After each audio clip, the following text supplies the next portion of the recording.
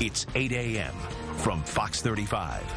This is Good Day Orlando. On the Health Watch, going bald is not just a man's problem anymore. Researchers say up to half of women will experience female pattern baldness.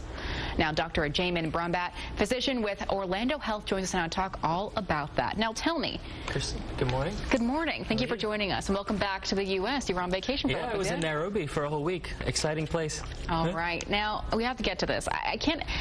This has to be a much more difficult issue for women to deal with than men. Yeah.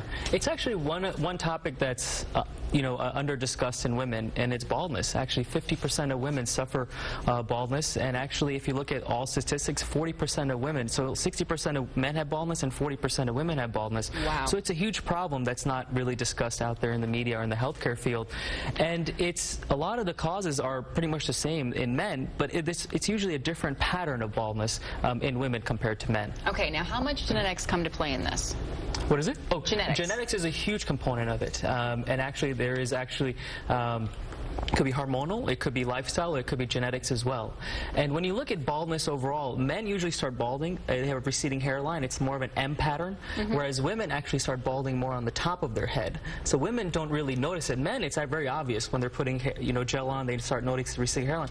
Women don't really notice it. They start noticing when they start combing their hair and the line is getting larger and larger and larger.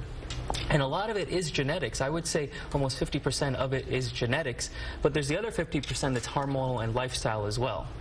So how can you combat this? What tips do you have for women? So there's many things that you can do. It's pretty much the same for men and women. And one thing is basically eating a balanced diet. So there's a lot of deficiencies such as low thyroid or anemia caused by iron deficiency that can cause you to have hair loss. Actually, if you start noticing acute hair loss, so all of a sudden it's not happening over time, if you start noticing over a few weeks, then there may be something internally such as an inflammatory disorder, or it could be something like low thyroid where you're just losing it very abruptly. And those you definitely need to see a physician or a medical professional sooner rather than later. Then there's the sun. Now we all love the sun, but the sun actually can also destroy the hair as well. So if you're out there in the sun, recommend wearing a hat, or there's actually sunscreen they make for the hair as well. But the sun is one thing, but we actually heat up our hair at home as well with blow dryers and curling irons and chemicals and bleaching. Especially for women.